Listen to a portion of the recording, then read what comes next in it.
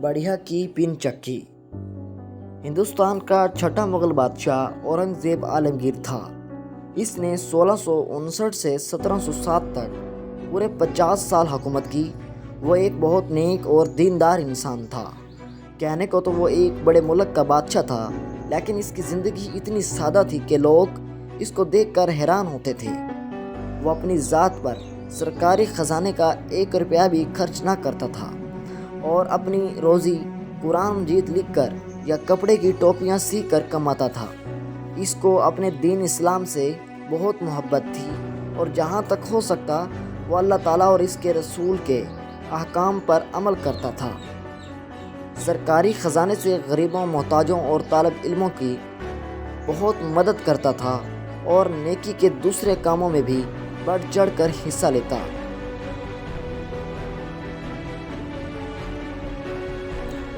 ایک دفعہ کا ذکر ہے کہ عالمگیر بادشاہ اپنے گھر والوں اور فوج کے ساتھ سفر کرتا ہوا صبح پنجاب سے گزرا۔ رستے میں راولپنڈی شہر سے 28 میل دور حسن ابدالی کا قصبہ آیا۔ بادشاہ نے فوج کو 2-3 دن کے لیے وہیں پڑاؤ ڈالنے کا حکم دیا اور خود قصبے کے ایک باغ میں اپنے گھر والوں سمیت قیام کیا۔ اس باغ کی دیوار کے نیچے ایک غریب بیوہ بڑھیا کا مکان اور اس کی پن چکی تھی۔ یہ پن چکی باغ کے پانی سے چلتی تھی۔ اس علاقے کے باشندے ایسی پن چکیوں کو چندر کہتے ہیں۔ لوگ گندم لا کر اس پن چکی سے آٹا پسواتے تھے اور غریب بڑھیا آٹا پیسنے کی اجرت سے اپنا گزارا کرتی تھی، کیونکہ اس کے گھر میں اور کوئی کمانے والا آدمی نہ تھا۔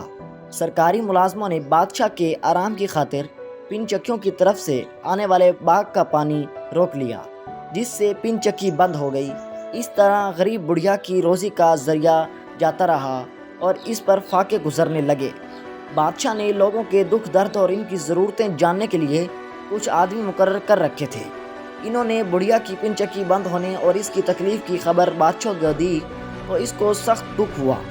اس نے اس وقت باغ کا پانی کھلوا کر پن چکی کو چالو کر دیا، ساتھ ہی کھانے کے 2 بڑے تھال اور 500 اشرفیاں اپنے خاص خادم کو دے کر حکم دیا کہ یہ بڑھیا کو دے آؤ اور میری طرف سے معافی مانگو کہ ہمارے یہاں آنے کی وجہ سے ان کو تکلیف پہنچی ہے۔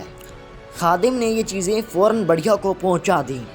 دوسرے دن صبح بادشاہ نے چند ملازموں کو پالکی دے کر حکم دیا کہ پن چکی کے مالک بڑھیا کے پاس جاؤ، اس کو عزت کے ساتھ پالکی میں سوار کر کے یہاں لاؤ اور زنان خانے میں بادشاہ بیگم کے پاس بھیج دو۔ انہوں نے ایسا ہی کیا۔ بڑھیا نے بادشاہ بیگم کو بتایا کہ میری 2 بیٹیاں ہیں، میں غریبی کی وجہ سے ابھی تک ان کی شادی نہیں کر سکی۔ بادشاہ بیگم نے بہت سے عمدہ کپڑے بڑھیا کو اس کی بچیوں کے لیے دیے اور بادشاہ کو بھی اس کی غریبی کا حال بتایا۔